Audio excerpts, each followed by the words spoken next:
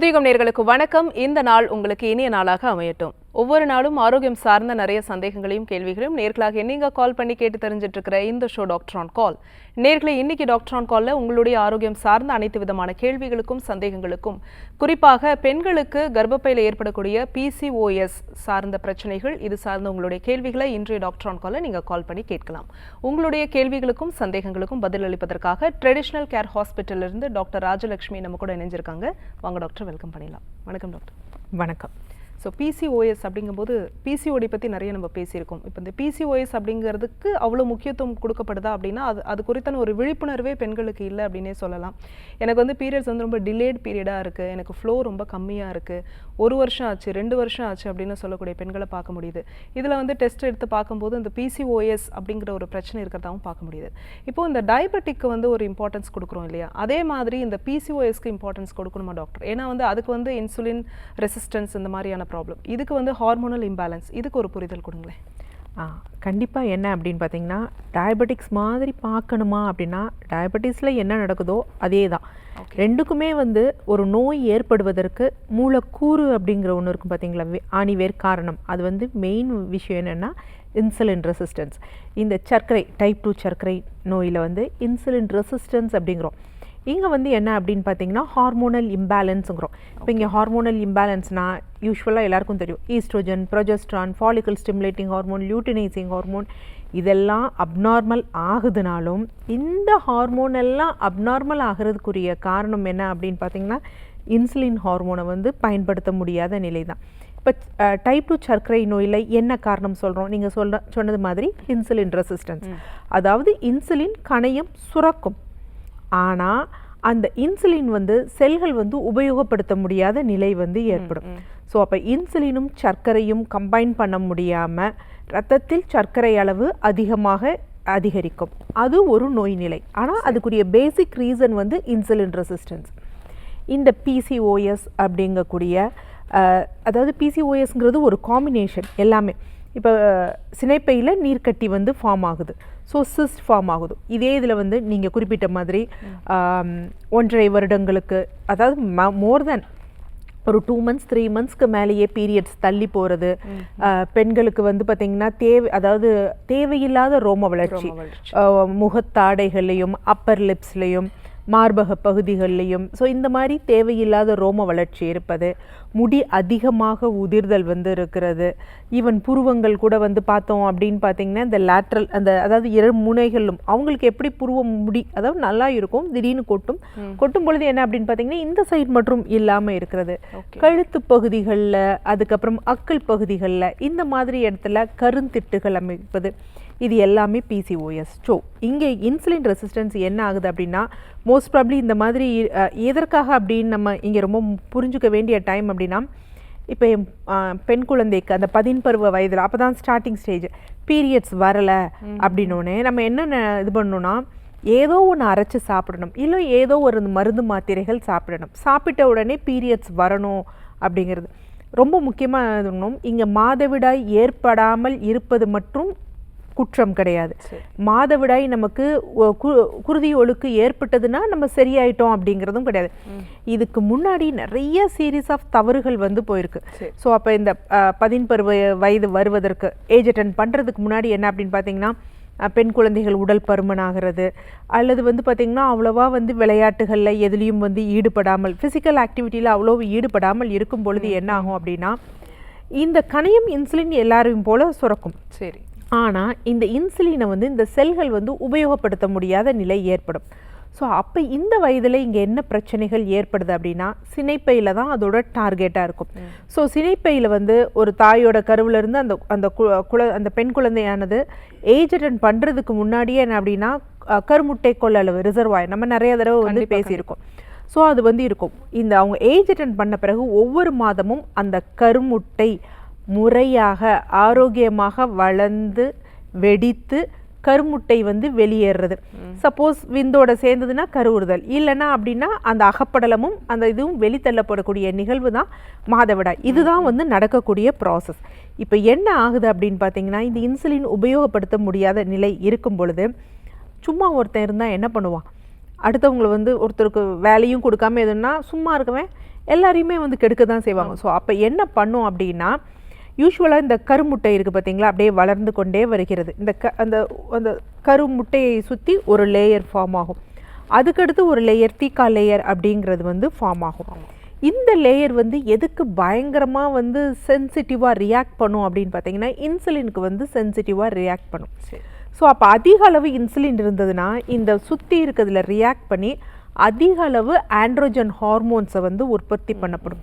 So இந்த androgen hormone அப்படிங்கிறது மேல் ஹார்மோன், ஆண்களுக்குரிய ஹார்மோன். ஸோ யூஸ்வலாக எல்லா பெண்களுக்கும் நார்மலாக இந்த ஆண்ட்ரோஜன்லேருந்து தான் ஈஸ்ட்ரோஜன் வந்து ப்ரொடியூஸ் ஆகும். இந்த தேய்க்கா லேயருக்குள்ளே இன்னொரு உள்வட்ட லேயர் இருக்கும். ஸோ அது வந்து கன்வர்ஷன் ஆகும். அதுக்கு அரோமேட்டேஸ் அப்படிங்கிற ஹார்மோன்ஸ் எல்லாம் வந்து இருக்கும். இப்போ இது ரொம்ப ரெசிஸ்டன்ஸ் ஆகிறப்ப இவன் மட்டும் வெளியில் இருக்கவா நல்லா திக்காக வளர்ந்துட்டு அந்த உள்ளே இருக்க கருமுட்டை வளரவும் விடாமல் நீர் கோர்த்துக்கிட்டு அப்படியே இவனும் சுற்றி வளர்ந்து வெடிக்க விடாமல் அப்படியே வச்சிடுறது. ஸோ அப்போ அப்படி வைக்கும் பொழுது என்ன ஆகும் அப்படின்னா, அந்த ஒரு 14 நாட்களுக்கு மேலே வளர்ந்தது வெடிக்கணும். கரெக்ட். வெடிச்சாதான் கருமுட்டை வரும். ஸோ அந்த நிகழ்வுங்கிறது நடக்கவே நடக்காது. ஸோ நடக்காத பொழுது அப்படியே அவன் வளர்ந்து அப்படியே நிற்பான். ஸோ அடுத்த மாதம் அதே மாதிரி ஒரு கருமுட்டை வளர்ந்து நிற்கும். இது என்ன ஆகும் அப்படின்னா, அந்த சினைப்பையில் ஒரு மாலை போன்று அப்படியே சுற்றி வந்து நின்றுக்கும். ஓகே. ஸோ அதைத்தான் என்னென்னா நீர்க்கட்டிகள் வந்து ஃபார்ம் ஆயிடுச்சு அப்படின்னு வந்து சொல்லுவோம். ப்ளஸ் தொடர்ந்து இந்த மாதிரி இருக்கும் பொழுது இதுவும் இல்லாமல் இன்னும் எக்ஸ்ட்ரா இருக்குல்ல, எக்ஸ்ட்ரா இருக்க ஆண்ட்ரோஜன் ஹார்மோன் என்ன பண்ணும்? ஸோ பெண்களுக்கு வந்து பார்த்திங்கன்னா தாடைகளில் முடி வளர்றது, அது மாதிரி அவங்களோட ஸ்கின்னே வந்து ரொம்ப ரஃப்பாக இருக்குது. ஸோ இந்த மாதிரி பிரச்சனைகள் பண்ணும். ஆக்சுவலாக இது வந்து நம்ம மற்ற மாதிரி நினைக்கக்கூடாது. ஏன்னா யூஸ்வலாக சில பேர் என்ன நினைக்கிறாங்க, இப்படி வந்தோடனே நம்ம யூஸ்வலாக மாற்று பாலினமாக மாறுறாங்க பார்த்தீங்களா, அப்படின்னு தவறாக நினச்சிறாங்க. அப்படி கிடையாது. ஸோ என்னென்னா அவங்களோட அந்த கேரக்டரிஸ்டிக் ஃபியூச்சர்ஸ், அதாவது எக்ஸ்டர்னல் ஃபிசிக் அப்பியரன்ஸில் வந்து சேஞ்சஸ் வந்து இருக்கும். ஸோ அடுத்த ஸ்டேஜில் அதையும் நம்ம சரியாக இது பண்ணாத பொழுது என்ன ஆகும் அப்படின்னா, கருமுட்டை வளர்ச்சியும் இருக்காது, கருமுட்டை கொள்ளளவும் குறைந்து போயிடும். ஓகே. ஸோ இதுதான் ஒரு சீரியஸான சேஞ்சஸ். இப்போ என்ன அப்படின்னு பார்த்தீங்கன்னா, இப்போ ஏதோ ஒன்று மற்ற ஏனைய மருத்துவ முறைகளை ஹார்மோனல் சார்ந்த விஷயம் கொடுத்தாலும் அந்த ஹார்மோன் என்ன பண்ணும் அப்படின்னு பார்த்தீங்கன்னா, இந்த சீரீஸ் ஆஃப் சேஞ்சஸை ஒன்றும் பண்ணாது. டக்குன்னு என்ன பண்ணும், அந்த ப்ரொஜெஸ்ட்ரான் இதை கொடுத்து ஈஸ்ட்ரோஜன் ப்ரொஜெஸ்ட்ரானை கொடுத்து பீரியட்ஸ் வர வைக்கும். ஏன்னா நம்ம நிகழ்ச்சியில் நம்ம நேரலையில் நிறைய பேர் சொல்ல வந்து கேட்டிருக்கோம், நாங்கள் 3 வருஷம் 4 வருடம் மருந்து எடுத்தோம், அப்போ பீரியட்ஸ் ரெகுலராக வந்தது, பின்னாளில் வந்து பீரியட்ஸ் வரலை, அதுக்கப்புறம் இப்படி எடுத்துக்கிட்டே இருந்தோம், திடீர்னு வந்து பார்த்திங்கன்னா திருமணமாச்சு, குழந்தை பாக்கியத்துக்குன்னு போகிறப்ப அது தாமதமாச்சு, என்ன காரணம் அப்படின்னு போய் பார்க்கும் பொழுது கருமுட்டை கொள்ளளவு சரியில்லை, இந்த மாதிரி நிறைய IVF போகிற லெவல் வந்து வருது அப்படின்னு சொல்லி பல பெற்றோர்களும் பெண்களும் சொல்ல வந்து நம்ம கேட்டிருக்கோம். இன்னும் சிலர் சொல்லுவாங்க, நான் 3 மாதம் மருந்து எடுத்தேன், பீரியட்ஸ் வந்துச்சு, அதுக்கப்புறம் வரல, திடீர்னு உதிரப்போக்கு. ஏன்னா நமக்கு இங்கே புரிதல் இல்லை. நம்ம சர்க்கரை நோய் வந்தால் எப்படி வந்து அதை ஒரு அணுகணுமோ அதே மாதிரி தான் பெண் குழந்தைகளுக்கு PCOS இருந்தது இல்லை PCOD வந்தது அப்படின்னா அதை சர்க்கரை நோயாக தான் நம்ம பாவிக்கணுமே தவிர எப்படி ஒரு நம்ம இது பண்ணுறோமோ அதனால தான் நவீன மருத்துவத்தில் கூட என்ன அப்படின்னு பார்த்தீங்கன்னா, சர்க்கரை நோய்க்குரிய மருந்துகள் கொடுப்பாங்க. சில பேரண்ட் கன்சல்டேஷன் நாங்கள் அங்கே போனோம், சர்க்கரை நோய்க்குரிய மருந்து கொடுத்துட்டாங்க, அவங்க ஏதோ அப்படி கிடையாது. ஏன்னா அந்த இன்சுலின்ற ரெசிஸ்டன்ஸை குறைக்கிறோன்னு. பட் எதுவுமே நம்ம மருந்து மாத்திரைகளில் இது பண்ண முடியாது. அதனால் நம்ம நல்லா யோசிச்சு நம்ம இது பண்ணணும். அது மாதிரி ஒரு மருந்து சாப்பிட்டோம், நம்ம கருஞ்சீரகமே இல்லை ஒரு பைனாப்பிளே சாப்பிட்றோம் அப்படின்னு வச்சுக்கோங்களேன், அப்போ என்ன அப்படின்னு பார்த்தீங்கன்னா குருதி ஒழுக்கு வரும். ஸோ அப்போ அது பீரியட்ஸ் நம்ம கனெக்ட் பண்ணிக்க கூடாது. ஏன்னா இங்கே என்ன நடக்குதுன்னா ஓவலேஷன்.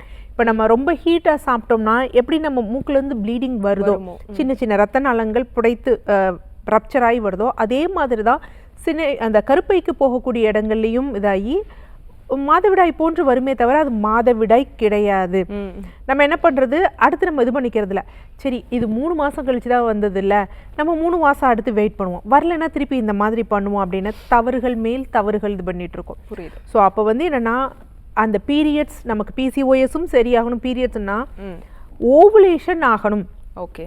கருமுட்டை வளர்ந்து வெடித்து ஒரு நார்மல் பீரியட்ஸ் வரணும். இது மருந்து மாத்திரைகளுக்கு மட்டும் சாத்தியம் கிடையாது, உணவுக்கும் சாத்தியம். ஏன்னா நான் இப்போ நம்ம சொன்னோம் பார்த்தீங்களா, அந்த கருமுட்டை வளர்றது வெடிக்கிறப்ப வெளியில் தீக்கா லேயர், அதுக்குள்ளே வந்து பார்த்தீங்கன்னா கிரானுலோசா லேயர்னு இருக்கும். ஓகே. அந்த கிரானுலோசா லேயரில் தான் இந்த ஆண்ட்ரோஜன் ஹார்மோன் ஈஸ்ட்ரோஜன் ஹார்மோனாக கன்வெர்ட் ஆகும். சரி. ஆனால் அதுக்கு வந்து அரோமேட்டேஸ் அப்படிங்கக்கூடிய ஒரு என்சைம் நொதி தேவை. இதுக்கு வந்து இதை வந்து அதாவது போலி மாதிரி அதை ஒத்து ஏமாற்றக்கூடிய விஷயங்கள் நம்ம சுற்றுப்புற சூழலில் என்வாரன்மெண்டல் ஃபேக்டர்ஸில் நிறைய இருக்குது. ஈவன் வந்து பார்த்தீங்க அப்படின்னா இன்றைக்கி நம்ம எடுக்கக்கூடிய உணவுகளில் இருக்கக்கூடிய பூச்சிக்கொல்லி மருந்துகள், பிளாஸ்டிக் பாட்டில்ஸ், அந்த பிபிஹெச் இருக்குது பார்த்தீங்களா, அந்த பிளாஸ்டிக் பாட்டில்ஸில் இருக்கக்கூடிய அந்த கெமிக்கல்ஸில் அந்த பிளாஸ்டிக் மெல்ட் ஆகும் பொழுது மெல்ட் ஆகும்னா சூடு பண்ணி கிடையாது, நார்மலாகவே கொஞ்சம் கொஞ்சம் எரோட் ஆகும் பார்த்தீங்களா. பியூட்டி ப்ராடக்ட்ஸில் சேர்க்கக்கூடிய கெமிக்கல்ஸ், பேலட்ஸ், இது எல்லாமே என்ன அப்படின்னு பார்த்தீங்கன்னா அரோமேட்டிஸாட்டும் கன்வெர்ட் ஆகும். ஓகே. ஸோ அப்போ ஒரு லேட்டஸ்ட் ஸ்டேஜில் இப்படியே போகும்பொழுது என்ன ஆகும் அப்படின்னா, அதனால தான் பிசிஓஎஸ் இருந்த பெண்களுக்கு பின்னால் சர்க்கரை நோய் வர்ற மாதிரி, கர்ப்பப்பை கட்டிகள், அடினோமயோசிஸ், எண்டோமெட்ரியோசிஸ், ஏன்னா அப்படியே ரிவர்ஸ் ஆகி இது என்ன ஆகும்னா ஈஸ்ட்ரோஜன் ஹார்மோன் அதிகமாக சுரக்க ஆரம்பிச்சிடும். அதுக்கு ரொம்ப கம்மியாக இருக்கும், பிசிஓஎஸில் கம்மியாக இருக்கும், லேட்டஸ்ட் ஸ்டேஜில் அதிகமாகும். ஸோ அப்போ இதுக்கு எல்லாத்துக்கும் பேசிஸ் என்ன அப்படின்னா இன்சுலின் ரெசிஸ்டன்ஸ். ஸோ அதை சரி பண்ணணும் அப்படிங்கிறத இது பண்ணணும். அப்போ தேவையில்லாத ஜங்க் ஃபுட்ஸ், கண்டிப்பாக பெண் குழந்தைகளுக்கு வந்து படிப்பு முக்கியம், அதை விட அவர்கள் ஆரோக்கியம் ரொம்ப முக்கியம், அதை பார்த்துக்கணும். ஏஜ் அட்டன் பண்ண பிறகு நல்லா புசுன்னு பெண் குழந்தைகள் வருது அப்படின்னு நம்ம நினைக்கக்கூடாது. எல்லாரும் என்ன பண்ணுவாங்க அப்படின்னா, இல்லை இந்த நேரத்தில் கொஞ்சம் சேஞ்சஸ் இருக்கும், அதனால் நம்ம வந்து நல்லா வெயிட் போடுற மாதிரி சாப்பாடு அந்த மாதிரிலாம் இருக்கக்கூடாது. ஸோ முன்னாடி எப்படி இருந்தாங்களோ அப்படியே இருக்கணும். குழந்தைகளாகவே அவர்களை விளையாட விடணும், அது ரொம்ப முக்கியம். சீரான இயற்கையான உணவு வந்து எடுத்தோம் அப்படின்னா அவர்கள் பின்னாளில் வந்து சர்க்கரை நோய், கர்ப்பப்பை கட்டி, அடினோமயோசிஸ் அப்படிங்கிறத பின்னாளிலும் வராமல் தடுக்கலாம். தற்காலிகமாக இந்த பிசிஓஎஸ் வராமலும் வந்து தடுத்துடலாம். ஓகே, காலர் லைனில் இருக்காங்க, யாருன்னு பார்க்கலாம். வணக்கம் டாக்டர் ஆன் கால், உங்கள் பேர் சொல்லுங்கள். தேனி மாவட்டம் ஆண்டுவட்டி சக்கம்பட்டி மேடம். சரிம்மா, யாருக்கா கேட்குறீங்க? எனக்கு சரி மேம். உங்கள் வயது என்னம்மா? என் வயது 40. தொடர்ந்து உங்கள் கேள்வியை கேட்கலாம் டாக்டர் கிட்ட. சரிங்க மேடம். வணக்கம்மா. வணக்கம் மேம். சொல்லுங்க. எனக்கு தான் மேம் கேட்குறேன். சொல்லுங்கம்மா, என்ன சந்தேகம்? 40 மேடம். அம்மா, நீங்கள் டிவி பார்க்காதீங்க, உங்கள் கேள்வியை மட்டும் கேளுங்க டாக்டர் கிட்ட. சரிங்க மேடம். எனக்கு வந்து கர்ப்பப்பையில கட்டி எடுத்து ஒரு 8 வருஷம் ஆகுது மேடம். 7-8 வருஷமா? எனக்கு மாசம் குளிச்சு போய்கிட்டு தான் மேடம் இருந்துச்சு. அப்புறம் இப்ப வந்து அந்த வலி, இந்த ஆபரேஷன் இடத்துல வலி வந்து அதிகமா இருக்கு மேடம். என்ன ஆபரேஷன் பண்ணாங்கம்மா? கர்ப்பப்பையில கட்டி இருக்குன்னு அது லேசர் மூலியமா எடுத்தாங்க மேடம். இல்ல, கர்ப்பப்பையில கட்டி இருக்குன்னு கர்ப்பப்பை எடுத்துட்டாங்களா? இல்ல, கர்ப்பப்பை இருக்கு மேடம், அந்த லேசர் மூலியமா கட்டியை மட்டும் எடுத்தாங்க மேடம். கட்டியை மட்டும் எடுத்தாங்க, சரி ஓகே. சரி, இப்போ என்னம்மா தொந்தரவு உங்களுக்கு? கர்ப்பப்பை இருக்கு மேடம். ஓகே அம்மா, நீங்க டிவி பார்க்காதீங்க, போன்ல. இப்போ உங்களுக்கு 40 வயது ஆகுது, 8 வருடத்துக்கு முன்னாடி எடுத்தாங்களா? ஆமாங்க மேடம், 8 வருஷத்துக்கு எடுத்தாங்க மேடம். 8 வருஷத்துக்கு முன்னாடி எடுத்தாங்க. ஓகே. இப்போ மாதவிடாய் வருதா? ஆமா மேடம், மாதம் அதுல பெயின் அதிகமா இருக்கு, மாத்திரை போட்டாலும் கேட்க மாட்டேங்குது. ஓகே. வலியானது எத்தனை நாளைக்கு இருக்கு? இப்போ 5 நாள் உதிரப்போக்கு இருக்குன்னா 5 நாட்களுமே இருக்கா? விட்டு இருக்கு மேடம், கொஞ்ச நேரத்துக்கு ஒருக்க விட்டு ரொம்ப வலிக்குது மேடம். சரி ஓகே. இப்போ மாதவிடாய் முடிந்த பிறகு இடைப்பட்ட காலத்துல வலிகள் இருக்கா? இப்ப ஊட வலிக்குது மேடம், அதுவும் ஊட வலிக்குது மேடம். சரி, இப்போ இந்த 8 வருடம் ஆச்சு, இடையில போய் நீங்க டாக்டரை வந்து செக் பார்க்கலையா? பார்த்தேன் மேடம், செக் பண்ணிக்கிட்டே மாத்திரை வாங்கி போட்டுக்கிட்டே மேடம் இருக்கோம். எதற்காக? அந்த வலிக்கு தான், இந்த பெயினுக்கு தான் வாங்கி போட்டுக்கிட்டு இருக்கோம். இல்லம்மா, டாக்டர் போய் செக் பண்றீங்கன்னா இப்போ ஒரு செக் பண்ணி பாத்துக்கிட்டே இருக்கோம். அது வந்து வளரக்கூடிய கட்டின்னு சொன்னாங்க மேடம். ஓகே. ஸ்கேன் பாத்தீங்களா? ஸ்கேன் பார்த்தோம், அந்த ஸ்கேன் ரிப்போர்ட்ல நல்லாவே இருக்குனாங்க. எது நல்லா இருக்கு? அந்த ஆபரேஷன் பண்ண புதுசுல அந்த கட்டி வளரக்கூடிய கட்டில கொஞ்சம் ஹீமோ போட்டோம் மேடம். இல்லம்மா, இப்போ இந்த 8 வருட காலங்கள்ல கட்டியானது உள்ள வளர்ந்து இருக்கா? எடுக்கிறப்ப இல்ல மேடம், இப்போ இந்த 1 வருஷத்துக்கு முன்னாடி ஸ்கேன் பார்த்தோம், நல்லாவே இருக்குனாங்க. கர்ப்பப்பையில கட்டிகளே இல்ல. உதிரப்போக்கு எத்தனை நாள் இருக்கு? 5 நாட்கள் இருக்கா? 5 நாட்கள் இருக்கு மேடம். 5 நாளைக்கு 6 நாளா கூட படுது மேடம். ஒரு நாளைக்கு மேக்ஸிமம் எத்தனை பேட் வைக்கிறீங்க? 2 மேடம், காலையில ஒண்ணு நைட் ஒண்ணு. ஓகே, நிகழ்ச்சியை தொடர்ந்து கவனிங்க. வேற எதற்காகவாவது மருந்து மாத்திரைகள் சாப்பிடுறீங்களா? இல்ல மேடம், இந்த வலிக்குதே மேடம். அப்புறம் வந்து மாத்திரை போட்டுக்காக தைராய்டு இருக்கும் பாருன்னு சொன்னாங்க மேடம். ஓகே, நிகழ்ச்சியை தொடர்ந்து கவனிங்க, கண்டிப்பா விளக்கம் தரேன். ஆக்சுவலாக இந்த சகோதரி என்ன சொல்கிறாங்க அப்படின்னா, இப்போ 40 வயது, 8 வருடங்களுக்கு முன்னாடி 32 வயதில் வந்து அவங்களுக்கு கர்ப்பப்பையில் கட்டிகள் இருந்தது அப்படின்னு சொல்கிறாங்க. யூஸ்வலாக வந்து என்ன அப்படின்னு சொல்லுவாங்கன்னா, அந்த கர்ப்பப்பையில் இருக்க கட்டியை மட்டும் எடுப்பது மயோமெக்டமின்னு சொல்லுவாங்க. அந்த இருக்கக்கூடிய அந்த ஃபைப்ராய்டு மாஸை மட்டும் எடுக்கிறது. ஆனால் அந்த யூஸ்வலாக ஃபைப்ராய்டு இது எந்த மாதிரியான சூழ்நிலைகளில் மருத்துவர்கள் செய்வாங்க அப்படின்னா, யூஸ்வலாக அவங்களுக்கு குழந்தை பிறப்பை நோக்கி இருக்காங்க அப்படின்னா உள்ள வச்சுட்டே வந்து குழந்தை கருத்தரிப்பது வந்து ரொம்ப கடினமாக இருக்கும். அப்போ என்ன பண்ண முடியும், அவங்களுக்கு கர்ப்பப்பையும் நம்ம எடுக்க முடியாது. ஸோ அப்போ என்ன பண்ணுவாங்கன்னா, எடுத்துட்டு ஒரு ஷார்ட் டூரேஷனில் ட்ரீட்மெண்ட் கொடுத்துட்டு உடனே அவங்கள கன்சீவ் ஆக வச்சுட்டு குழந்தை பிறப்பு, அதுதான் யூஸ்வலாக நடக்கக்கூடிய ப்ரொசீஜர். பட் இவர்களுக்கு என்ன இருந்தது, ஏன் வந்து வெறும் மயோமெக்டமி மட்டும் பண்ணாங்க, இல்லை இவங்க நீக்கக்கூடாதுன்னு எதுவும் கோரிக்கை வச்சாங்களா என்னன்னு தெரியல. ஏன்னா யூஸ்வலாக 32 இயர்ஸ்க்கு மேலே அப்படிங்கிறப்ப மோஸ்ட் ப்ராப்ளி ஈஸ்ட்ரோஜன் வந்து கொஞ்சம் அதிகமாகக்கூடிய காலங்கள். அப்போ எடுத்தாலும் அதிவிரைவில் வந்து கட்டிகள் வந்து வளருவதற்கு வாய்ப்பு இருக்குது. ஆனால் இந்த சகோதரி சொல்கிறாங்க 8 வருடமாக ஆயிடுச்சு, நான் 1 வருடத்திற்கு முன்னாடி கூட நான் ஸ்கேன் பார்த்தேன், கட்டிகள் எதுவும் இல்லை அப்படின்னு சொல்கிறாங்க.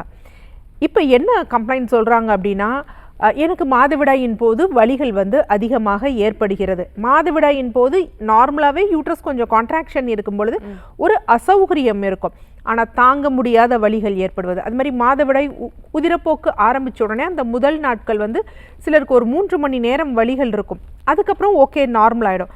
ஆனால் விட்டு விட்டு வருது, என்னால் தாங்க முடியாத வலிகள் வந்து ஏற்படுது, பீரியட்ஸ் முடிந்த பிறகும் எனக்கு வலிகள் ஏற்படுது அப்படின்னா யூஸ்வலாக உள்ளே ஏதோ இருக்குது, அதை எக்ஸ்பெல் வெளியில் பண்ணுறதுக்கு தான் என்ன பண்ணணும்னா, கர்ப்பப்பை ஆனது ப்ரோஸ்டாக்லாண்டின் அப்படிங்கக்கூடிய ஹார்மோனை வந்து அதிகமாக சுரந்து இந்த கர்ப்பப்பையை சுருங்கி விரிய வச்சுட்டு அது வெளியே தள்ளுவதற்கு வந்து ப்ராசஸ் வந்து இது பண்ணும். இப்போ இவர்களுக்கு என்ன இருக்க வாய்ப்பு இருக்குது அப்படின்னா, ஒன்று திருப்பி சின்ன சின்ன கர்ப்பப்பையில் ஃபைப்ராய்ட்ஸ் வந்து ஏற்பட்டிருக்கலாம், இல்லை அப்படின்னா கர்ப்பப்பையோட அந்த அகப்படலம் அதிகமாக இருக்கிறது, ரொம்ப அதிகமாக எண்டோமெட்ரியல் ஹைப்பர்பிளேஷியான்னு சொல்லுவாங்க. ஸோ அந்த மாதிரி காரணங்கள் இருக்கும். ஆனால் அதில் சில சமயம் உதிரப்போக்கும் அதிகமாக இருக்கும். ஸோ இந்த சகோதரி என்ன சொல்கிறாங்க அப்படின்னு பார்த்தீங்கன்னா, ஒரு நாளைக்கு 2 பேட் தான் வைக்கிறேன் அப்படிங்கிறப்ப அதற்கு வாய்ப்பு இல்லை.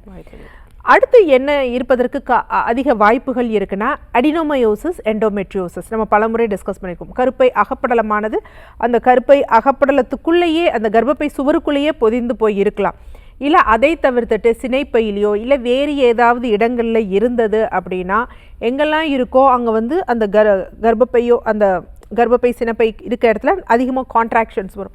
ஸோ அப்போ வலிகளானது அதிகமாக இருக்கும். இது 3இல் ஏதாவது ஒரு காரணங்கள் கண்டிப்பாக இந்த சகோதரிக்கு இருக்கும். ஸோ அதற்குரிய விளக்கம் சரியாக தரப்படலையா என்ன அப்படிங்கிறது தெரியல.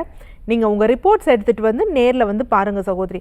8 வருட காலமாக நான் வந்து பெயின் கில்லர் 5 நாட்களுக்கு போடுறேன் அப்படிங்கிறப்ப என்ன பக்க விளைவுகள் ஏற்படும்னா, பெயின் கில்லர்ஸ் நம்ம இப்படி எடுக்கும் பொழுது நமக்கு அதிகமாக சிறுநீரக பாதிப்புகள் ஏற்படும். இன்னொரு 2வது விடயம்னா, இந்த பெயினை நம்ம சப்சைட் பண்ணோம்னா அந்த ஹார்மோன்ஸும் அந்த பெயினை வந்து அவ்வளோ இல்லாதனால குறைய ஆரம்பிக்கும்.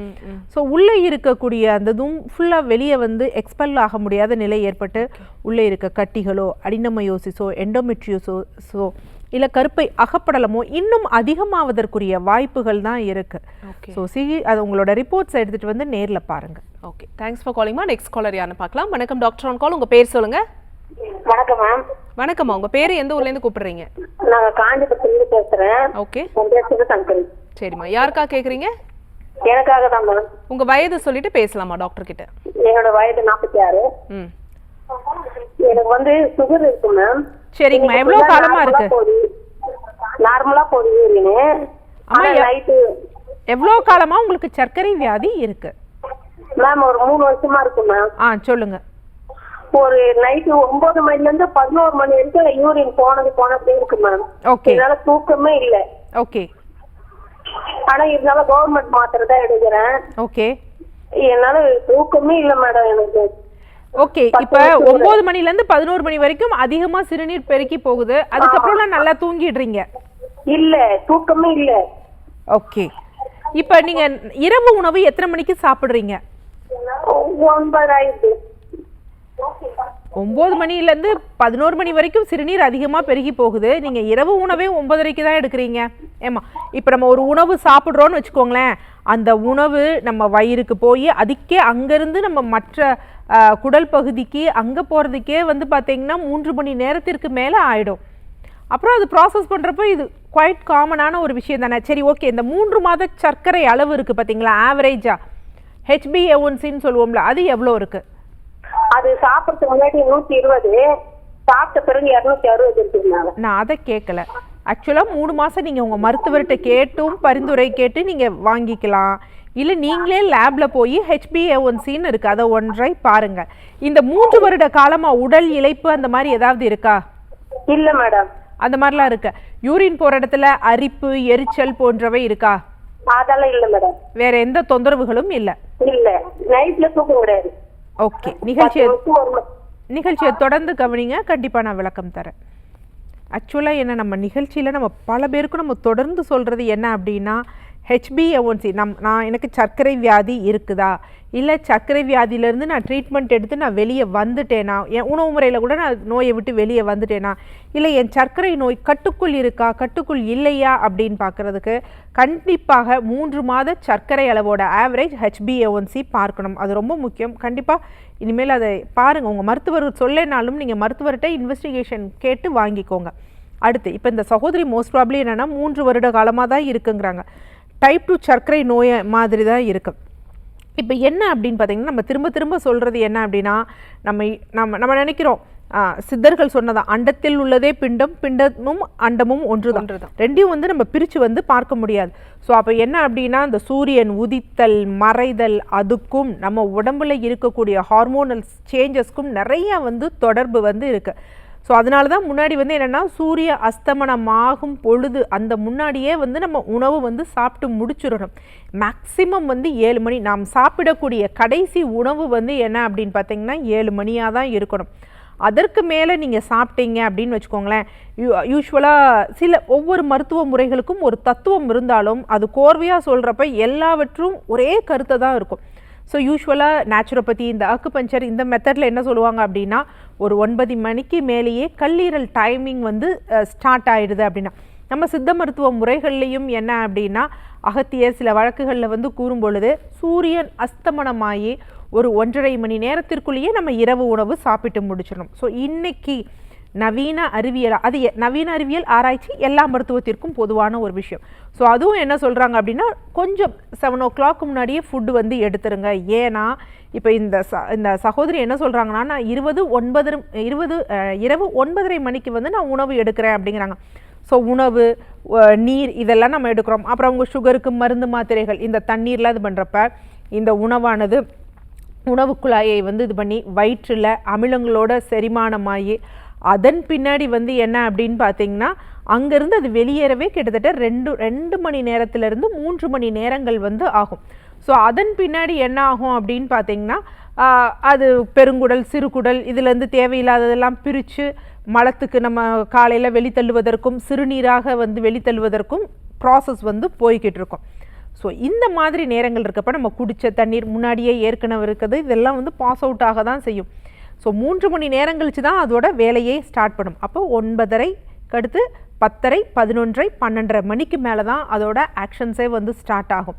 இதில் ரொம்ப முக்கியமான விஷயம் என்ன அப்படின்னு பார்த்தீங்கன்னா, இந்த 2-3 மணி இருக்குது பார்த்தீங்களா, அந்த நேரத்தில் அந்த 3 மணிக்கு மேலே நம்ம கார்டிசோல் அதிகமாக ஆரம்பிச்சிடும்.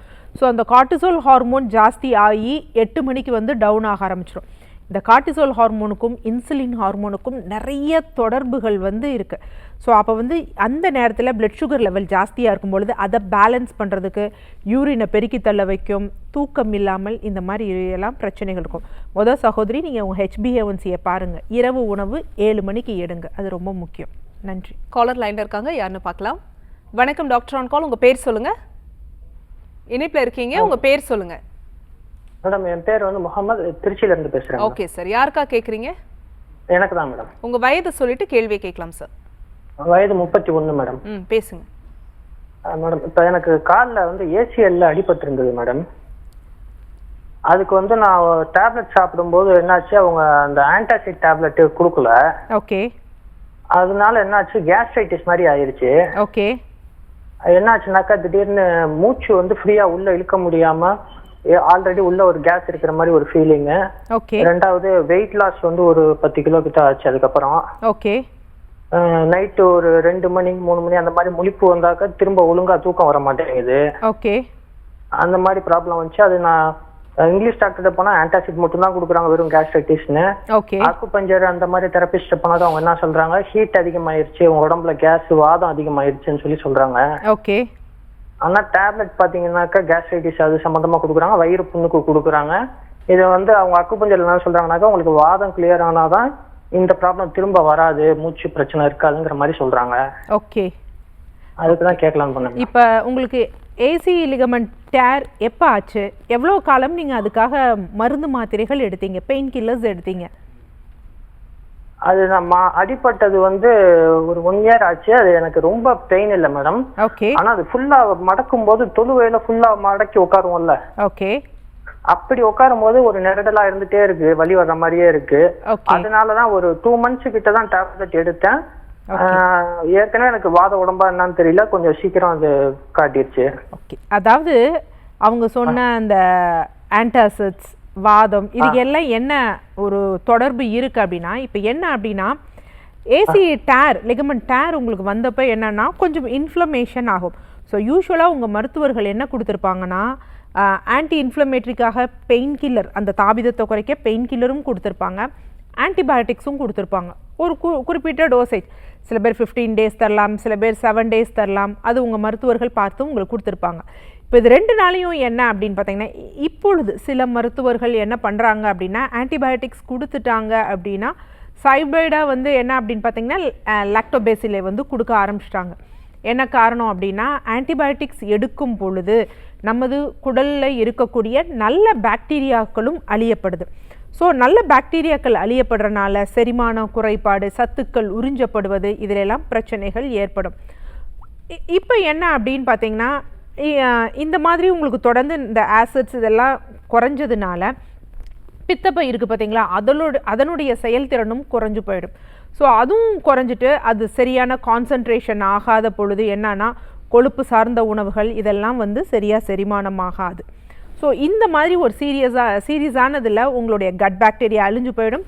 டோட்டலாகவே வந்து பார்த்திங்கன்னா செரிமான மண்டலத்தில் வந்து பிரச்சனைகள் இருக்கும். ஸோ இங்கே வாதம், ஆக்சுவலாக வாதம், பித்தம், வலி, அழல், ஐயம், இதுதான் நம்ம வந்து பேசிக்கான நம்ம மருத்துவத்தில் வந்து கூறுறது. ஸோ அந்த வாதம் அப்படிங்கிறது வலி குற்றம் வந்து அதிகமாக இருக்கிறது. இது ரொம்ப முக்கியம். எதற்காக முக்கியம் அப்படின்னு பார்த்தீங்கன்னா, செரிமானத்திற்காக வந்து ரொம்ப முக்கியமான விஷயம். இப்போ என்ன அப்படின்னு பார்த்தீங்கன்னா, இந்த பாக்டீரியா, இந்த கட்டில் இருக்கக்கூடிய நல்ல பாக்டீரியாக்கெல்லாம் அழிந்து போயிடுச்சு அப்படின்னு வச்சுக்கோங்களேன். ஃபர்தராக வந்து என்ன அப்படின்னா, அதிலிருந்து கெட்ட பாக்டீரியா, நல்லது கெட்டு போச்சுனாலே வந்து கெட்டது வந்து ரொம்ப ஜாஸ்தியாகும். ஸோ அது தேவையில்லாத நிறைய டாக்ஸின்ஸை வந்து ரிலீஸ் பண்ணும். அப்போ வயிறு உப்புசம் போன்றவை இருக்கும். அப்போ இங்கே அடுத்து வயிற்றுப்பகுதிகளில் என்னென்னா ஆசிட் செக்ரீஷன் வந்து சீராக இருக்காது. இப்போ என்ன அப்படின்னு பார்த்தீங்கன்னா, நீங்கள் ஆன்டாசிட்ஸ் போன்றவை எடுக்கும் பொழுது இது என்ன பண்ணுன்னா ஆசிட் செக்ரீஷன்ஸை வந்து குறைக்கும். ஓகேவா, உங்களுக்கு ஓகே, அதனால உங்களுக்கு எரிச்சல், வலி போன்றவை இல்லாமல் இருக்கும். ஆனால் அந்த ஆசிடுங்கிறது உணவு செரிமானத்திற்கு ரொம்ப இன்றியமையாத ஒரு விஷயம். அப்போ அது குறைபாடு இருக்கும் பொழுது அதை தொடர்ந்து ரியாக்ட் பண்ணக்கூடிய என்சைம்ஸ் எதுவுமே வந்து ரியாக்ட் பண்ணாது. அப்போ டோட்டலாகவே அந்த செரிமானம் சரி இருக்காது, சத்துக்கள் உறிஞ்சப்படாது. நீங்கள் என்ன தான் சாப்பிட்டாலும், பார்த்து சாப்பிட்டாலும் சத்துக்கள் உறிஞ்சப்படாது. ஸோ உங்களுக்கு அந்த உடல் இளைப்பு ஏற்பட்டதுக்குரிய காரணம் என்ன அப்படின்னு பார்த்தீங்கன்னா, சத்துக்கள் வந்து சரியாக உறிஞ்சப்படாமல் இருக்கக்கூடிய நிலை தான். இப்போ இங்கே வாதத்தை கம்மி பண்ணணும் அப்படின்னா என்ன அர்த்தம் அப்படின்னா, ஸோ யூஸ்வலாக வாதம் அப்படிங்கிறது தசவாயுக்கள், நமது சித்த மருத்துவத்தில் தசவாயுக்கள் வந்து சொல்லுவாங்க, மேல் நோக்கு கால், கீழ் நோக்கு கால், அபான வாயு. இப்போ என்ன அப்படின்னு பார்த்தீங்கன்னா, இந்த மேல் நோக்கு கால் வந்து என்னென்னா, இப்போ நம்ம சாப்பிட்ட சாப்பாடு எனக்கு எதிர்கலிக்குது அந்த மாதிரி இருக்குன்னா அதுதான் மேல் நோக்கு கால், உதானன் அப்படின்னு சொல்லுவாங்க. அடுத்த மாதிரி கீழ் அபானன் அப்படின்னு சொல்லுவாங்க. மோஸ்ட் ப்ராப்ளி இங்கே கட் பாக்டீரியா வந்து நிறைய நல்லது அழிஞ்சு போகிறதுனால கான்ஸ்டிபேஷன் போன்ற விஷயங்கள் வந்து ஏற்படும். அப்போ மலம் வெளித்தள்ளுவதற்கும் கஷ்டமாக இருக்கும். ஸோ இதை சீர் பண்ணுறதுக்கு தான் யூஸ்வலாக வாதம், வலி, அந்த தசவாயுக்களை வந்து சீர்படுத்தணும் அப்படின்னு சொல்கிறது. ஓகே, இப்போ நீங்கள் என்ன பண்ணணும் அப்படின்னா, இப்படியே ஆன்டாசிட்ஸ் எடுக்கிறது சரி கிடையாது. ஸோ அப்போ என்ன அப்படின்னா, தினமும் இரவு திரிபலா சூரணம் வந்து எடுத்துக்கோங்க. ஏன்னா மலம் வந்து ஈஸியாக இலக்குவதற்காக. அடுத்து என்ன அப்படின்னு பார்த்தீங்கன்னா, உணவு முறைகளில் பச்சை மிளகாய் போன்றவற்றை வந்து அவாய்ட் பண்ணுங்கள். எதற்காக அப்படின்னா, அதில் இருக்கக்கூடிய அந்த விதைகள் இருக்குது பார்த்தீங்களா, அது இந்த உணவு குழாயில் இருக்கக்கூடிய அந்த சளிச்சவை வந்து டேமேஜ் பண்ணக்கூடிய தன்மை வந்து இருக்கும். இன்னும் கொஞ்சம் அப்படி இரிட்டேஷன் வந்து ஜாஸ்தியாகும். ஸோ அந்த மாதிரி உணவுகளை வந்து தவிர்த்துடுங்க. செயற்கையாக ப்ராசஸ் பண்ண ஃபுட்ஸை வந்து பேக்கெட்டில் இருக்க ஐட்டம்ஸ் இது பண்ணிடுங்க. தினமும் காலை வந்து எழுந்தவுடன் நீராகார கஞ்சி வந்து எடுத்துக்கோங்க. நம்ம கைக்குத்தல் அரிசி இருக்குது பார்த்தீங்களா, அதிலிருந்து எடுக்கப்பட்ட நீராகார கஞ்சியை வந்து குடிக்கணும். அது மாதிரி முட்டைக்கோசு சாறு இருக்குது பார்த்தீங்களா, அது தேனுடன் கலந்து எடுத்துக்கோங்க. காலை உணவு நல்லா ஃபர்மெண்டேஷனான பழைய நீராகாரம், அந்த சாதம் இருக்குது பார்த்தீங்களா, அந்த மாதிரி எடுத்துக்கோங்க. இதை கொஞ்சம் சீரியஸாக ஃபாலோ பண்ணிங்க அப்படின்னாலே மோஸ்ட் ப்ராப்ளி உங்கள் செரிமானம் இதெல்லாம் வந்து சீராகும். மலம் அந்த மலக்கட்டு வந்து இருக்காது. இந்த ஃபர்மெண்டட் ஃபுட்டு நம்ம எடுக்கும் பொழுது அது வந்து நம்ம வயிற்றில் இருக்க அந்த குடல் பகுதிகளில் இருக்கக்கூடிய நல்ல பாக்டீரியாவுக்கு அது வந்து ஒரு ப்ரோபயோட்டிக்காக வந்து இருக்கும். ஸோ அந்த மாதிரி ஃபாலோ பண்ணாலே வந்து நீங்கள் இந்த கம்ப்ளைண்ட்லேருந்து வெளி வந்துடலாம். நன்றி. Thanks for calling. Next caller யாருன்னு பார்க்கலாம். வணக்கம் டாக்டர் ஆன் கால். உங்கள் பேர் சொல்லுங்கள். இணைப்பில் இருக்கீங்க, உங்கள் பேர் சொல்லுங்கள், எந்த ஊர்லேருந்து கூப்பிடுறீங்க? வணக்கம் மேடம். லட்சுமி பேசுகிறேன், திருவண்ணாமலையிலேருந்து. சரிம்மா, யாருக்கா கேட்குறீங்க? எனக்கு ஆகுதாங்க மேடம். உங்கள் வயது சொல்லிட்டு கேள்வி கேட்கலாமா? எனக்கு 50 வயசு ஆகுதுங்க மேடம். வணக்கம்மா. வணக்கம் மேடம். சொல்லுங்கம்மா. எனக்கு 50 வயசு ஆகுது. 12 வருஷத்துக்கு முன்னாடி தைராய்டு இருந்து ஆபரேஷன் பண்ணிட்டேங்க மேடம். ஓகே, தைராய்டு கிளாண்ட் ஃபுல்லா எடுத்துட்டீங்களா? இல்ல ரைட் சைடுல மட்டும் எடுத்துக்கறாங்க மேடம். ஓகே. இப்ப டேப்லெட் வந்து 75 mg சாப்பிட்டுட்டு இருக்கேன் மேடம். ஓகே. இப்ப வந்து என்னாச்சுன்னா கர்ப்பப்பையில வந்து கட்டி வந்துடுச்சுங்க மேடம். ஓகே. அது ஒயிட் நிறைய படுதுன்னு சொல்லிட்டு போயிட்டு ஸ்கேன் பண்ணதுக்கு அப்புறம் இது மாதிரி கட்டி இருக்குது, நீங்க கர்ப்பப்பையே எடுத்தாகணும்னு சொல்லிட்டாங்க. ஓகே. ஆனா நான் வந்து பயந்துட்டு கர்ப்பப்பை எடுக்கல. வந்து இப்ப வந்து சித்தா மருந்து சாப்பிட்டுட்டு இருக்கேன் மேடம். ஒரு 10 மாசமா சாப்பிட்டுட்டு இருக்கிறேன். ஓகே. எல்லாமே வந்து சாப்பாடெல்லாம் கூட சேஞ்ச் பண்ணிட்டேன். சிறுதானியம் எடுத்துக்கிறது, அப்புறம் வந்து பால் சம்பந்தப்பட்ட பொருள் தொடறது இல்ல. ஓகே. அப்புறம் வந்து சுகர் எல்லாம் தொடறது இல்ல. இப்ப என்னன்னா எனக்கு வந்து பீரியட் வந்து படுது, திடீர்னு படுது, திடீர்னு ஒயிட் படுது. அந்த அமுக்குராசுரணம், அப்புறம் வந்து சதக்குப்பை, இது மாதிரிதான் எனக்கு எல்லாம் கொடுத்துருக்குறாங்க. ஓகே. இப்ப நான் எடுத்துட்டு இருக்க மாதிரி எனக்கு சரியாயிடுங்களா? 10 மாசம். இப்ப நீங்க 10 மாதத்துக்கு முன்னாடி ஸ்கேன் பாத்தீங்களா? அப்ப உங்க கர்ப்பப்பையோட கட்டி அளவு எவ்வளவு இருந்தது? அப்ப வந்து மேடம் இப்ப வந்து அளவுலதான் மேடம் குறைஞ்சிருக்குது. 6 மாசம் பொறுத்து நான் திரும்ப ஸ்கேன் பண்ணேன். ஓகே. ஃபர்ஸ்ட் பார்த்தப்ப எவ்வளவு இருந்தது? 9.9 சென்டிமீட்டர்ல இருந்தது மேடம். கர்ப்பப்பையோட கட்டி அளவே 9.9 சென்டிமீட்டரா? ஆமாங்க மேடம். சரி, ஓகே. இப்ப எவ்வளவா குறைஞ்சிருக்கு? எம்எம்ல தான் குறைஞ்சிருக்குதுன்னு சொல்றாங்க மேடம். 6 மாசத்து பொறுத்து எடுத்தேன். மாதம் மாதவிடாய் ஏற்படுதா? ஆமா, ஏற்படுதுங்க மேடம். ஏற்படுது. எத்தனை நாட்கள் உதிரப்போக்கு இருக்கு? ஒரு 6 நாள் 7 நாள் அது மாதிரி படுது. வலி வேதனை ஏதாவது இருக்கா? ரொம்ப வலி அதிகமா இருக்குது மேடம். அந்த அரை ஃபுல்லா வலியா இருக்குது. ரொம்ப கஷ்டமா நமிச்சல் வருது. திரிபலா பவுடர் யூஸ் பண்ணிட்டு இருக்கிறேன். மேக்ஸிமம் எத்தனை பேட் வைக்கிறீங்க? ஒரு நாளைக்கு 4 இல்ல 5 பேட் மாட்டோம் மேடம். 4 இல்லைன்னா 5 பேடு ஒரு நாளைக்கு மேக்ஸிமம் பாக்குறீங்க. கட்டிகளா அதிகமா போதா உதிரப்போக்கு?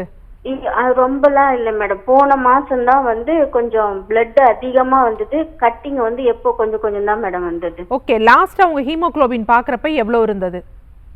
அதெல்லாம் கரெக்டா இது மயக்கம் வருதுன்னு சொல்லிட்டு அப்ப பார்த்தப்ப எல்லாமே நார்மலா இருந்ததுங்க மேடம். ஓகே. அதாவது சகோதரி, கர்ப்பப்பை கண்டிப்பா வந்து பெண்களுக்கு ரொம்ப முக்கியமான விஷயம்தான் ஆரோக்கியமாக இருப்பதற்கு. ஆனால் அதை விட என்ன அப்படின்னு பார்த்தீங்கன்னா நம்ம உயிர் அப்படிங்கிறது ரொம்ப முக்கியமான ஒரு விடயம். இப்போ என்ன அப்படின்னு பார்த்தீங்கன்னா நீங்கள் சொல்கிறீங்க பார்த்தீங்களா, 9.9 சென்டிமீட்டர் வந்து உங்களுக்கு வந்து அந்த கர்ப்பப்பையில் இருக்கக்கூடிய கட்டிகள் இருக்குது. கர்ப்பப்பையே வந்து பார்த்தீங்கன்னா ஒரு பல்கியாக ஆகும் பொழுது 9 சென்டிமீட்டர் 10 சென்டிமீட்டர். ஸோ நீங்கள் உள்ளே இருக்க கட்டிகளே அந்தளவுக்கு இருக்குது. இதில் நிறையா இருக்குது. இன்ட்ராமியூரல் ஃபைப்ராய்டு இருக்குது, உள்ளேயே வளர்றது, குழந்தை போல் வளர்றது இருக்குது, சப்சியூரஸ் இருக்குது, மியூக்கோசல் இருக்குது, சிலது சைடில் வளரும். எந்த மாதிரி கட்டிகள் இருக்குன்னு தெரியல. ஆனால் ஓவராலாகவே வந்து கட்டிகள் தனியாக 9.9 சென்டிமீட்டர்னு இருக்கிறது ரொம்ப பெருசு. ஸோ இப்போ என்ன நம்ம கர்ப்பப்பையில் இருக்கக்கூடிய இந்த கட்டியை வந்து நம்ம வந்து பிரைன் இதுக்கு எப்படி அனலைஸ் பண்ணுவோம் அப்படின்னு பார்த்தீங்கன்னா, உள்ளே வந்து கருவில் ஒரு குழந்தை வளர்கிற போல் அதை அனலைஸ் பண்ணிவிட்டு கர்ப்பப்பைக்கு வந்து ரத்த ஓட்டத்தை வந்து சீறி பாய்ந்து அனுப்பும். ஸோ அப்போ என்ன ஆகும் அப்படின்னு பார்த்தீங்கன்னா, உதிரப்போக்கு அப்படிங்கிறது அதிகமாக தான் இருக்குமே தவிர உதிரப்போக்கு அதிகமாக இருக்கும் பொழுது ஒரு ஸ்டேஜில் நீங்கள் அனிமிக் அந்த மூச்சு வாங்குது சொல்கிறீங்க பார்த்தீங்களா, அது சில சமயம் இருக்கலாம், அனிமிக் ஆயிடலாம். ஒரு திடீர்னு ஒரு நைட்டில் என்ன ஆகும் அப்படின்னு பார்த்தீங்கன்னா ஓவர் ப்ளீடிங் வரும். ஸோ அப்போ டபக்குன்னு என்ன அப்படின்னா நீங்கள் 9 இருக்க வரைக்கும் கூட நம்ம ஊர் பெண்களுக்கு 8 ஹீமோக்ளோபின் இருக்க வரைக்கும் கூட பெருசாக தெரியாது. ஒரு 4ன்னு டபக்குன்னு குறைஞ்சிருச்சு அப்படின்னு வச்சுக்கோங்களேன், அது உங்கள் உயிருக்கு ரொம்ப பிரச்சனையாகும். எந்த ஸ்டேஜில் இருக்கிறோம், எவ்வளோ சைஸில் இருக்கோம் அப்படின்னு பார்க்கும்பொழுது இப்போ ஒரு ஃபியூ சீட்லிங் ஃபைப்ராய்ட்ஸ் அந்த மாதிரி இருக்குது, இல்லை ஒரு 3 சென்டிமீட்டர் அப்படிங்கிறப்போ ஓகே நம்ம பார்க்கலாம். ஏன்னா நீங்கள் 50 வயது ஆகுது, மெனோபாஸ் ஆகக்கூடிய ஸ்டேஜ் 9.9 சென்டிமீட்டர் அப்படிங்கிறப்ப ஒரு ஃபியூ மில்லிமீட்டர் அப்படின்னு வச்சுக்கோங்களேன், ஒரு 10 மில்லிமீட்டர் குறைஞ்சாதான் உங்களுக்கு வந்து 1 சென்டிமீட்டர் குறைஞ்ச மாதிரி இருக்கும். ஸோ அதை விட கம்மினா யூஸ்வலாக என்ன அப்படின்னா ஸ்கேனிங் பண்ணுறப்போ ஒவ்வொரு இடத்துலையும் அந்த மெஷர்மெண்ட்ஸில் வந்து ஸ்கேலில் சில வித்தியாசப்படும், அங்கே சில தவறுகள் ஏற்படும். அடுத்து 2வது என்ன அப்படின்னு பார்த்தீங்கன்னா இந்த மாதவிடாய் காலத்தில் அந்த ஒரு சைக்கிளில் வந்து என்கார்ஜ்மெண்ட் இருக்கணும், அந்த கர்ப்பப்பையோட அளவுகள் வந்து கொஞ்சம் கொஞ்சம் மாறுபடும். இது +or-2 சென்டிமீட்டர் 1.5 சென்டிமீட்டர் இருக்கும். ஸோ அங்கேயும் தவறுகள் ஏற்படும். அதனால் என்ன அப்படின்னா இந்த ஸ்டேஜில் இது ஃபுல்லாக நீங்கள் ஷ்ரங்க் ஆகுமா அப்படின்னா அதற்கு வாய்ப்புகள் ரொம்ப குறைவு. ஸோ இதில் என்ன ஒரு பெரும் பிரச்சனை அப்படின்னா இந்த ஃபைப்ராய்டு நாளைக்கு கேன்சராக, ஏன்னா நீங்கள் மெனோபாஸ் ஆகிடுச்சின்னு வச்சுக்கோங்களேன் சுருங்கிடும், ஆனால் இது கேன்சராக மாறக்கூடிய அளவுகள் இருக்கான்னு. ஸோ அதுக்காக சில டியூமர் மார்க்கர்ஸ் இருக்குது, அதை பார்க்கணும். இந்த 9.9 சென்டிமீட்டர் வந்து சுருங்கிரும் அப்படிங்கிறதுக்குரிய வாய்ப்புகளும் வெகு குறைவு. திடீர்னு நீங்கள் ரொம்ப ப்ளீடிங் ஜாஸ்தியாகி அனிமிக் ஆகிட்டீங்க அப்படின்னா அது உங்கள் உயிருக்கும் பிரச்சனை, டக்குன்னு ஒரு சர்ஜரி பண்ணோம்னாலும் அந்த சர்ஜனுக்கும் பெரிய பிரச்சனைகள் வந்து இருக்கும். ப்ளஸ் நீங்கள் தைராய்டு ஏற்கனவே உங்களுக்கு பார்ஷியல் தைராய்டெக்டமி பண்ணியிருக்காங்க, ஹார்மோனல் இம்பேலன்ஸ் இருக்குது, 75 மைக்ரோகிராம் எடுக்கிறீங்க அப்படிங்கிறப்ப மல்டிப்புளாக வந்து பார்த்திங்கன்னா உங்களுக்கு ஹார்மோனல் இம்பேலன்ஸ் இருக்கிறப்ப அது உங்களுக்கு நிறைய கஷ்டங்களை கொடுக்கும். தொடர்ச்சங்கிலியாக பல நோய்களையும் இருதய சம்பந்தப்பட்ட பிரச்சனைகளையும் வந்து ஏற்படுத்துவதற்கு வாய்ப்புகள் அதிகம். அதனால் இன்னொரு தடவை உங்களுடைய மருத்துவர், சித்த மருத்துவத்தையும் ஒரு தடவை கலந்தாலோசிச்சுட்டு நீங்கள் எடுப்பது தான் வந்து பார்த்திங்கன்னா ஒரு சிறந்த சாய்ஸாக வந்து இருக்கும். கர்ப்பப்பை சினைப்பை ரொம்ப முக்கியம், ஆனால் அதை விட உயிர் ரொம்ப முக்கியமா. நன்றி. தொடர்ந்து பேசலாம். டாக்டர் ட்ரெடிஷ்னல் கேர் மருத்துவமனையோட இந்த வார கேம்ப் டீட்டெயில்ஸ் வந்து சொல்லுங்கள். ஸோ நம்ம ட்ரெடிஷ்னல் கேர் மருத்துவமனையின் தலைமை மருத்துவமனை சென்னை டி நகரில் இருக்குது. இதையல்லாது பிற மாவட்டங்களையும் ஹெல்த் சென்டர்ஸ் இருக்குது. யூஸ்வலாக நான் அங்கே வந்து விசிட் பண்ணுவேன். ஸோ அந்த வகையில் வரும் 12ஆம் தேதி நமது மதுரையில் வந்து நமது ட்ரெடிஷ்னல் கேர் மருத்துவமனையோட ஹெல்த் சென்டர் இருக்குது கே புதூரில். ஸோ அங்கே வந்து விசிட் பண்ணுவேன். அடுத்து மறுநாள் வந்து ஞாயிற்றுக்கிழமை 13ஆம் தேதி திருச்சி கருமண்டபத்தில் வந்து நமது ட்ரெடிஷ்னல் கேர் மருத்துவமனையோட பிரான்ச் இருக்குது. ஸோ அங்கே விசிட் பண்ணுவேன். 19ஆம் தேதி கோவையில் வந்து நமது மருத்துவமனையோட ஹெல்த் சென்டர் இருக்குது, அங்கே விசிட் பண்ணுவேன். ஸோ யாரெல்லாம் கன்சல்டேஷன் எடுத்துக்கணும், ஒப்பீனியன் வாங்கணும் அப்படின்னு நினைக்கிறவங்க முன்னாடி அப்பாயின்மெண்ட்ஸ் வாங்கிட்டு நேரில் வந்து பார்க்கலாம். Okay, thank you ma'am. தொடர்ந்து பேசலாம். வணக்கம் டாக்டர் ஆன் கால். உங்கள் பேர் சொல்லுங்கள். ஹலோ வணக்கம்மா, உங்கள் பேர் எந்த ஊர்லேருந்து கூப்பிடுறீங்க? ஹலோ மேடம், நீங்கள் பேசுகிறது கேட்குதுமா, சொல்லுங்கள். சரி, யாருக்கா கேட்குறீங்கம்மா? எனக்காக தான் மேடம். உங்கள் வயது சொல்லிட்டு உங்கள் கேள்வியை கேட்கலாமா? 35 வயசு ஆச்சு மேடம். அடிக்கடி தலை சுத்திட்டே இருக்கு மேடம். எவ்வளோ தலை சுத்திட்டே இருக்கு மேடம். வணக்கம். Hello madam. வணக்கம்மா. மேடம் அடிக்கடி தலை சுத்திட்டே இருக்கு மேடம். தலை சுற்றல் எவ்வளவு காலமா இருக்குமா? மேடம் 2 months இருக்கு மேடம். 2 months இருக்கா? ஆமாங்க மேடம். ஓகே, தலை சுற்றல் எந்த நேரத்துல அதிகமா இருக்கு? படுத்து எந்திரிச்சாலா இல்ல நடந்தாலா? மேடம் படுத்துறதுக்கு நல்லா இருக்கு மேடம். உட்கார்ந்திருக்கிறது நேரத்துல லைட்டா சுத்துற மாதிரி இருக்கு மேடம். தலை சுற்றல் வரும் பொழுது வாந்தி, மயக்கம், இல்ல காதுல ஏதாவது இரைச்சல் சவுண்ட் அந்த மாதிரி ஏதாவது இருக்கா?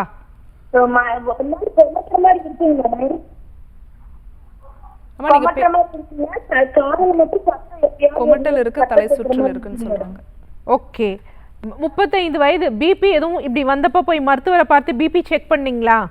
Madam BP sugar haemoglobin check பண்ண மேடம், எல்லாமே கம்மியா இருக்குன்னு சொல்லிருக்காங்க மேடம். நார்மலா இருக்குன்னு சொன்னாங்களா, கம்மியா இருக்குன்னு சொன்னாங்களா? கம்மியா இருக்குன்னு சொல்றாங்க. கம்மியா இருக்குன்னு சொன்னாங்க. லோ பிபியா இருக்குன்னு சொன்னாங்களா? ஆமா மேடம், பிபி வந்து 90க்கு 60 இருக்குங்க மேடம். மேல 90, கீழே 60ங்க மேடம். எவ்வளவு வெயிட் இருக்கீங்க?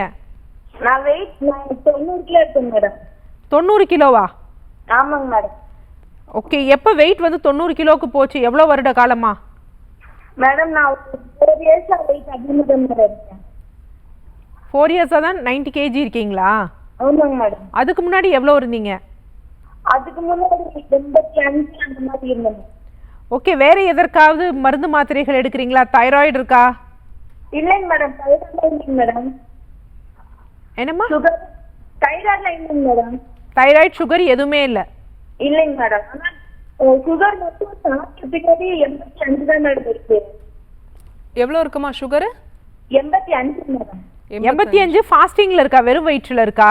சாப்பிட்ட பின்னாடி. சாப்பிட்ட பின்னாடி வந்து இருக்கு. சரி, ஓகே. குழந்தைகள் எத்தனை பேர் இருக்காங்க?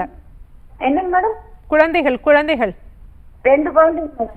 ஓகே, ஆபரேஷன் ஏதாவது பண்ணிருக்கீங்களா? ரெண்டுமே சிசேரியன் தான் மேடம். ஓகே, இரண்டாவது குழந்தை பிறந்து எவ்வளவு காலம் ஆகுது? 14-15 வயசு ஆகுது மேடம். ஓகே, ஸோ இப்போ வந்து என்ன அப்படின்னு பார்த்தீங்கன்னா, அடிக்கடி தலை சுற்றல் வருது. தலை சுற்றல் வரும்பொழுது வாந்தி வருகிறது, வாந்தி மயக்கம் மாதிரி வருது. ஓகே, ஆக்சுவலாக இந்த சகோதரி வந்து என்ன சொல்கிறாங்க அப்படின்னா 90 கேஜி இருக்காங்க. ஸோ 90 கேஜி இருக்கும் பொழுது 90-60 பிபி இருக்குது அப்படின்னா கண்டிப்பாக அது கம்மி தான். ஏன்னா அந்த உடல் பருமனுக்கு அட்லீஸ்ட் அந்த இது ஃபுல்லாக வந்து சப்ளை பண்ணுறதுக்காவது கொஞ்சம் பிபி வந்து அதிகரிச்சு இருக்கணும். காமன் பேசிக்காக நார்மலாக இருக்கிற அளவாவது இருக்கணும். ஸோ அப்போ அவங்க லோ பிபி ஆகுதுன்னா என்ன காரணம் அப்படிங்கிறது பார்க்கணும். தைராய்டு கம்ப்ளைண்ட் வந்து இருக்கா, ஹைப்பர் தைராய்டு ஹைப்போதைராய்டு இருக்குதா? ஸோ அந்த மாதிரி இருக்கும் பொழுது என்னென்னா ஃபுல்லாக வந்து பம்ப் பண்ண முடியாமல், ஸோ பிளட் வந்து பிரெயினுக்கு அவ்வளோவா போகிறது கிடைக்கல அப்படிங்கும் பொழுது அவங்களுக்கு வந்து இந்த மாதிரி தலை சுற்றல் வந்து வருவதற்கு வந்து வாய்ப்புகள் வந்து இருக்குது. அடுத்து இரண்டாவது என்ன அப்படின்னா உடல் பருமன்.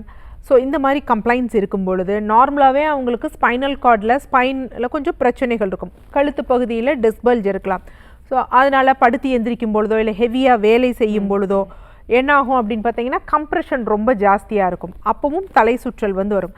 ஆனால் அந்த தலை சுற்றலில் வந்து வாந்தி மயக்கம் போன்றவை வந்து அவ்வளவா வந்து இருக்காது. அடுத்து மூன்றாவது என்ன அப்படின்னா காது பகுதிகளில் ஏதாவது அடைப்போ இல்லை கற்கள் மாதிரியோ அது பேலன்ஸ் பண்ண முடியாமல் ஏதாவது பிரச்சனைகள் இருந்தாலும் அப்பொழுதும் தலை சுற்றலோட வாந்தி மயக்கம் போன்றவை வந்து ஏற்படும். ஸோ இது மாதிரி நிறைய இருக்குது. இன்னொரு ரொம்ப முக்கியமான விஷயம் என்ன அப்படின்னா உடல் பருமன் இருக்குது, கொஞ்சம் ஹார்மோனல் இம்பேலன்சஸும் இருந்ததுன்னா அடிஷ்னலாக எலக்ட்ரோலைட் இம்பேலன்ஸ் அப்படிங்கிற ஒரு விஷயம் வந்து இருக்கும். ஸோ இந்த எலக்ட்ரோலைட்டில் என்ன அப்படின்னு பார்த்தீங்கன்னா சோடியம் டக்குன்னு கீழே போச்சு அப்படின்னு வச்சுக்கோங்களேன், அப்பவும் நமக்கு ஒரு மாதிரி மயக்கம் வர்ற மாதிரி தலை சுற்றல் வாந்தி அசோசியேட்டடாக பிபி வந்து லோ ஆகிற மாதிரி இருக்கு. ஸோ ஒரு மாதிரி சீரியஸாக நிறைய காரணங்கள் இருக்குது சகோதரி. எந்த காரணத்தால் உங்களுக்கு இப்படி இருக்குது அப்படின்னு பார்த்து தக்க வகையில் சிகிச்சை எடுத்தால் தான் அது சரியாக இருக்கும். ஸோ நீங்கள் நேரில் வந்து பார்ப்பது தான் ஒரு சிறந்த ஒரு விடயம். நன்றி. நன்றிம்மா கால் பண்ணதுக்கு. நெக்ஸ்ட் காலர் யாருன்னு பார்க்கலாம். வணக்கம் டாக்டர் ஆன் கால். உங்கள் பேர் சொல்லுங்க. இணைப்பில் இருக்கீங்க, உங்கள் பேர் சொல்லுங்க, எந்த ஊர்லேருந்து கூப்பிடுறீங்க? டிவி பார்க்காதீங்க, ஃபோனில் பேசுங்கம்மா. ஃபோன்ல தான் பேசுறேன். சொல்லுங்கம்மா. பானு, நான் காஞ்சிபுரத்துல இருந்து பேசுறேன். ஓகே, யாருக்கா கேக்குறீங்கம்மா? எனக்காக தான்ப்பா. உங்க வயது சொல்லிட்டு கேள்வி கேட்கலாம். என் வயது வந்து 55. பேசுங்க டாக்டர் கிட்ட. வணக்கம் பானுமா. வணக்கம் டாக்டர். சொல்லுங்க. நான் வந்து காஞ்சிபுரம், வயசு வந்து 55, பானு பேசுறேன். சரிங்கம்மா. எனக்கு ஜாயின்ட் பெயின் உண்டு மேடம். ஓகே. ஜாயின்ட் பெயின் வந்து அது வந்து ஒரு 10-20 வருஷமா இருக்கு. ஓகே. அப்பப்போ ட்ரீட்மெண்ட் எடுத்துட்டு தான் எடுக்குது, ஆயுர்வேதம் எடுக்குது, அப்பப்போ ட்ரீட்மெண்ட் எடுத்துது, கொஞ்சம் அப்படி பரவாயில்ல இருக்கும். ஓகே. இப்போ வந்து ஒரு மந்த்தா வந்து எனக்கு செஸ்ட் பெயினா இருக்கு. ஓகே. ஜாயின்ட் பெயினுக்கும் செஸ்டுக்கும் தொடர்பு இருக்கா மேடம்? ஓகே, ஜாயின்ட் பெயின் 10 வருஷமா இருக்குங்கிறீங்க. இப்போ 55 வயது 45 வயதுல இருந்து இருக்கு அப்படின்னா இந்த 10 வருஷமா எப்படி கால் முட்டியில மட்டுமா இல்ல எல்லா ஜாயின்ட்ஸ்லயும் பெயின் இருக்கா? கை விரல்ல இருக்கு மேடம், 2 முட்டில இருக்கு. சரி, இந்த 10 வருடமா என்ன மூட்டு வலி இருக்குன்னு உங்க மருத்துவர் சொன்னாங்க? எனக்கு நடக்கும்போது 2 ஜாயினும் கால்ல 2 ஜாயினும் வலிக்கும் மேடம். இல்லம்மா, நீங்க 10 வருஷமா ட்ரீட்மெண்ட் பார்த்துட்டு இருக்கீங்கல்ல, என்ன வகையான ஆஸ்டியோ ஆர்த்ரைட்டிஸ் இருக்கு, கவுட் ஆர்த்ரைட்டிஸ் இருக்கு, ருமட்டாய்டு ஆர்த்ரைட்டிஸ் இருக்கு, ஜீரோ ஆர்த்ரைட்டிஸ் இருக்கு, எனக்கு பிளட் டெஸ்ட் எடுக்கும்போது ஆர்ஏ ஃபேக்டர் தான் மேடம் பாசிட்டிவ் வரும். கண்டிப்பா இதற்கும் ஹார்ட்டுக்கும் என்ன தொடர்பு அப்படிங்கறத சொல்றேன். ஆக்சுவலா வந்து என்ன அப்படின்னு பாத்தீங்கன்னா இந்த சகோதரி கேட்டாங்க ஆர்ஏ ஃபேக்டருக்கும் ஹார்ட்டுக்கும் என்ன தொடர்பு இருக்கு அப்படின்னு. நான் பயமுறுத்தணும் அப்படிங்கிறதுக்காக சொல்ல, இருந்தாலும் இதை நீங்கள் ஒன்று பார்த்துக்கோங்க, அதற்காக தான் சொல்கிறேன். யூஸ்வலாக முடக்குவாதம் எப்படி ஆட்டோ இம்யூன் டிஸார்டரோ நம்ம மூட்டுகளே இது பண்ணுற மாதிரி இது என்ன பண்ணும் அப்படின்னு பார்த்தீங்கன்னா, சில சமயம் ஹார்ட் மசில்ஸையும் வந்து பாதிப்பு அடைய செய்யும். அப்போ ஹார்ட் மசில்ஸ் கொஞ்சம் வீக் ஆகும், அதில் இருக்க ப்ரோட்டீன்லாம் லாஸ் ஆகும். அப்போ என்ன ஆகும் அப்படின்னு பார்த்தீங்கன்னா, இருதய படபடப்பு, இருதய வலி போன்றவை இருக்கும். ஸோ நீங்கள் பயப்படாதீங்க, நீங்கள் 2 டெஸ்ட்டை மட்டும் பாருங்கள். சிஆர்பி அப்படிங்கிற ஒரு டெஸ்ட்டையும் சிபிகே அப்படிங்கிற ஒரு டெஸ்ட்டையும் பாருங்கள். இது 2ல் எது அதிகரித்திருந்தாலும் இந்த நோய்க்கும் அதற்கும் சம்பந்தம் உள்ளது அப்படிங்கிறது அர்த்தம். நீங்கள் இதை பார்த்துட்டு நெக்ஸ்ட் லைவ்ல கூட எனக்கு கால் பண்ணி பேசுங்க. நன்றிம்மா கால் பண்ணதுக்கு. ஸோ டாக்டர், இன்னைக்கு டாக்டர் ஆன் காலில் பெண்களுக்கு கர்ப்பப்பையில் ஏற்படக்கூடிய பிசிஓஎஸ்க்கான விழிப்புணர்வு ரொம்ப அற்புதமாக கொடுத்தீங்க. என்னென்ன தவறுகள் பண்ணுறோம், என்னென்ன விஷயங்கள் நம்மளோட வாழ்வியலில் வந்து நம்ம ஃபாலோ பண்ணணும் அப்படிங்கிறோம். நேர்கள் கேட்ட ஆரோக்கியம் சார்ந்த கேள்விகளுக்கும் பொறுமையாக பதில் சொன்னீங்க டாக்டர், மிக்க நன்றி. என்ன நேர்களே, இன்னைக்கு டாக்டர் ஆன் கால் உங்களுக்கு ரொம்ப யூஸ்ஃபுல்லாக இருக்கும் நம்புறோம். இதே மாதிரி இன்னொரு ஹெல்தியான எபிசோடில் நாங்கள் வந்து உங்களை சந்திக்கிறோம். அது வரைக்கும் நன்றி, வணக்கம்.